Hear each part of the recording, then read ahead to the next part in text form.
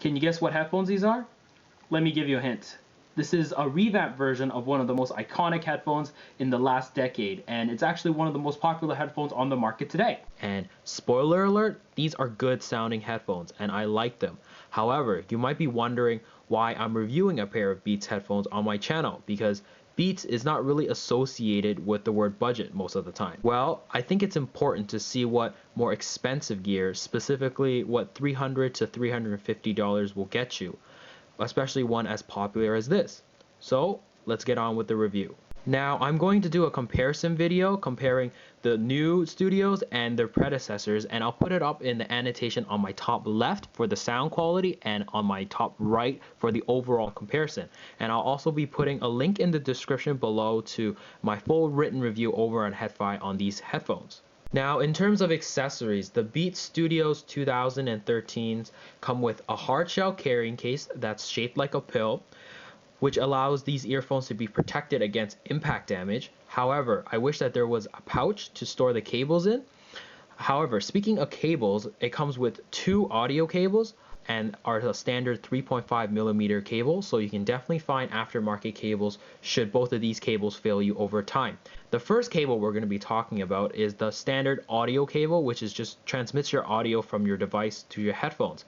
The second cable we're going to be talking about is the remote talk cable, which is specifically for iOS devices, and it has a 3-button remote, which is play, pause, rewind, fast forward, and it has a mic to take calls. And the third cable we're going to be talking about is not an audio cable, it's a charging cable. A USB to micro USB cable, which charges these headphones through the right ear cup, because these headphones are an active noise canceling headphone, so they do need to be charged. And it also comes with a wall outlet adapter and a cleaning cloth for cleaning the fingerprints off of the glossy surface. Now, in terms of features, there's a lot going on in these Beats Studio headphones, and the first of which I'm going to talk about is active noise canceling. Now, active noise canceling is a term that's thrown a lot nowadays, and it's actually being misused, so I'm just going to clarify exactly what it means. Active noise canceling requires the use of a battery and a microphone in the headphones themselves to pick up the noise that's going on the outside, and the headphones in the electronics will replay that noise in a negative or an inverse amplitude to try to cancel out that noise as much as possible. To put it simply, if the outside noise is a +10, your headphones will try to get as close to -10 as possible to get that balance back into 0. However, this does produce a little bit of a hiss in the actual sound. And examples of this are the Beats Studio 2013s, the Bose QC25s, the Beats Executives, and the Bose QC15s. So these are headphones that will not work should the battery run out. The only exception is the QC25s.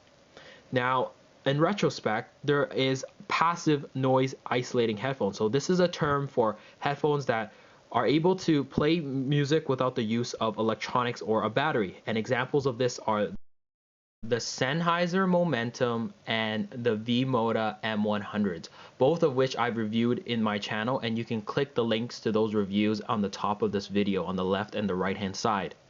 And there's a lot more. So these headphones are not limited with the use of a battery. So these headphones come with an internal rechargeable battery that lasts about 20 hours to power the active noise canceling feature. And the Studio 2013s come with 2 modes of noise canceling. The first of which, you can actually use these headphones as a noise canceling headset without the actual cable plugged in. With the cable plugged in, you can increase the noise canceling capabilities, but it creates a little bit louder of a hiss. It also comes with a battery indicator, which is actually the power button, which when you press it, you can see the number of bars, and 5 bars indicate a full battery. And you can actually turn off these headphones by unplugging the actual cable from the headphone or just holding onto the power button. And on the actual left ear cup, there's a button, which is a hold to mute button, which turns off the music and the noise canceling as well. And also, these headphones can fold up as no other Beats headphones out there as well. In terms of design, this is the iconic Beats look that I'm sure we're all familiar with by now. Personally, I think it's really good looking, and it's a glossy, stylish, and trendy and very modern looking design that comes in a multitude of different colors. Now, going into the build quality, The headphones are made of plastic. I'll say this first off. There's a lot of plastic that goes on with these headphones.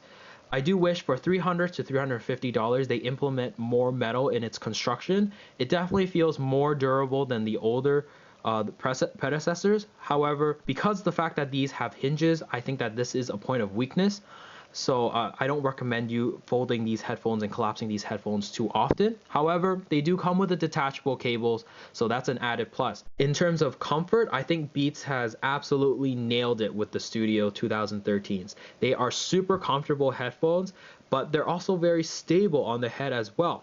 They have a moderate clamping force. However, the ear pads are so plush and so pillowy, it negates any of this clamping pressure that's on your head. That said, for long-term wear, I don't think that these ear pads are good for that, because my ears begin to warm up and start sweating in them about the 40-minute mark, as your ears will feel stuffy over time. In terms of isolation, even without any of the electronics turned on, it still blocks out a good deal of noise. However, once the noise canceling feature is engaged, I think that these headphones are a great option, especially for someone that's going to be in loud areas, such as on the bus, on the subway, or on planes, or sitting even next to an air conditioning fan. In terms of sound quality, you think that this would be an area that the Studio 2013s are just going to fail in, based off of the criticisms that Beats gets from their previous studios, which is just people saying that they're going to be overly bassy, it's going to muddy up the entire sound spectrum. I think that these are good sounding.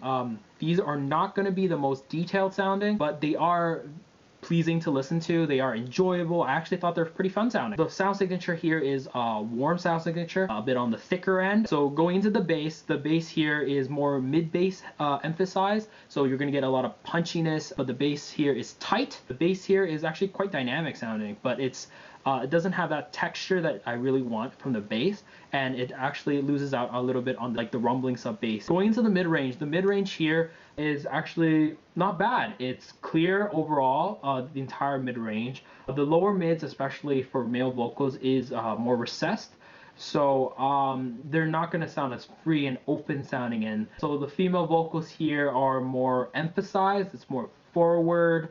There is a bit of a nasal overtone on it, but it's actually rather pleasing sounding still. So I think Beats have done a really good job tuning these guys in terms of the mids. But that said, there is a bit of an artificial overtone to it. So if you want these to sound a real live recording kind of thing, you're not really gonna get that with the studios. Going into the treble here, the lower treble is more emphasized, so it keeps everything exciting and energetic and lively, and it does that very well. I actually really like the treble here. It's never harsh, it's never strident. I do think it is lacking a little bit in extension. There is a drop off in like the upper treble, so it's not going to sound airy. Going to the sound stage, it feels right about average for a sealed full-size headphone, but there is one fatal flaw in the sound, and that's the hiss that you get as soon as you plug in these headphones. If you're listening to like classical, like slower, like quieter, more tranquil music, studios are just really not going to be the headphones for you. But if you're listening to more lively genres like pop, hip hop, rap, it just becomes less noticeable. And I think that for home use, this hiss is just very apparent. But when I'm out and about on the streets and stuff, like with all this environmental noises and everything going on, the hiss is just less noticeable, and it definitely fares better in its natural environment. So would I recommend the Beats Studio 2013s? Well, yes and no. I would say no, because I think a lot of the money that went into these headphones went to the noise canceling technology, which I think is pretty good, but I think that you can get a pair of earphones that actually blocks out even more noise, or a pair of noise isolating headphones, full-size headphones that just blocks out noise passively without any battery. I think that's actually better, because if these headphones run out of juice, they will just not play any music. If you go through your subway commute and stuff and forget to charge it, you're going to be left with a 300 pair of plastic headphones right here and not be able to listen to any music in general. So you would have to be very meticulous about turning off these headphones, unplugging the cable, and charging it every night. So that's just the impracticalities of noise canceling headphones. And I also think that the money also went to the branding, of course, because it's Beats. But that said, if you're a frequent traveler and you are in the market for noise canceling headphones and you just had to get a pair of Beats, I would recommend you get the Studio 2013s over the older studios, even though the older studios are at about $100 discount or more right now, because I think that these Studio 2013s are just better headphone compared to those older studios in every single way. Build quality, sound quality, isolation, just everything in general. So I hope you enjoyed that review. If you have any questions on the Beats Studios in general, please hit me up in the comments below. Definitely like and subscribe to this video, and I'll see you guys in the next video.